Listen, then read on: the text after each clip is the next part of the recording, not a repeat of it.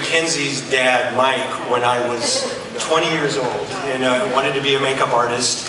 He was very kind to me, so please give him my regards. So they've written a whole bunch of stuff for me to say tonight, but they forgot to tell them that I can't really read. So I'm just going to speak from the heart, you know. And when it's talking about John Landis, that's easy for me to do. Little did I realize, let's see, it's been 43 years. Little did I realize 43 years ago when I met this loud, hyperactive, talks like a sailor, but very talented young man, the impact that he would have on my life, my career, and on the film industry. I mean, I was thinking about, I've thought about this a lot, but I mean, I wouldn't be the Rick Baker that I know and love if it wasn't for John Landis. You know, I mean, when he asked me to do my second film, his first film, Schlock, I was 20 years old. I still lived with my parents. My bedroom was my makeup laboratory. And I was, you know, I'm an only child. I was kind of very quiet and shy, and this was my sacred little place. And then this wild human tornado of a man comes into my room. He's all over the place saying all this crazy stuff, and he's really liking it, but he really scared me. You know? But like I said, I had no idea the impact that meeting this guy would have on my life. Because of doing Schlock, which was a really fun film to do, but John was smart enough to put Forrest J. Ackerman, the editor of Famous Monsters, in the movie,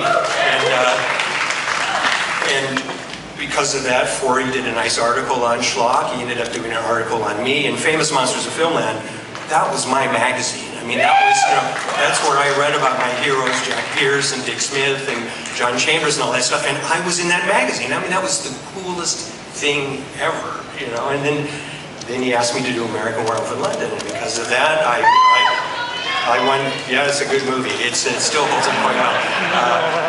Because of that, I won my first Oscar, which I could not believe, you know.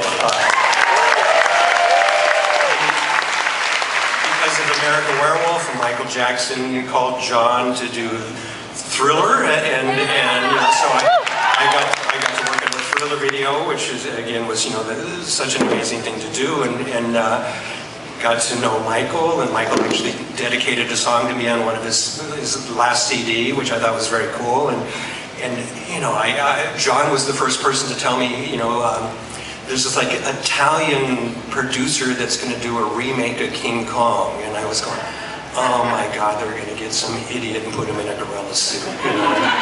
And I couldn't, you know, we were shaking our heads and couldn't believe it, and I was right. I was the idiot that was in the gorilla suit. You know, thank you very much, John. You know, I would lose 5 pounds a day in sweat, and it's his fault, you know. But you know, I mean, the list goes on and on. You know, Coming to America. You know, I made my connection with Eddie Murphy and went on to do all those films with Eddie. You know, he had such an impact on my life, and he asked me to do a film called Into the Night and to play a dope dealer in this movie, and that's where I met my wife Sylvia, who was playing a part that John said to her, I'm going to offer you a part that you were born to play, which was a hooker. But anyways, I was kind of in the scene where I was a dope dealer, but there was this cute hooker, and now we're married, and I have a beautiful daughter who's in the audience tonight as well, and none of this would have happened if I never met John on that one day where he scared me, you know. So he has meant so much to me. He's meant so much to the film industry, the films that he's made.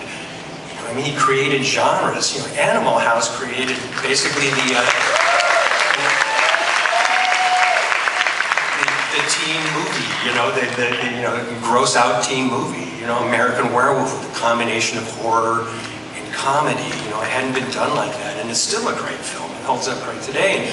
Which I'm so excited to come see the Maze tonight and see what happens. So they asked me to introduce these film clips to talk about John's career. So we're going to do that. First we're going to look at some film clips, and then I'm going to present John with the awards. So let's...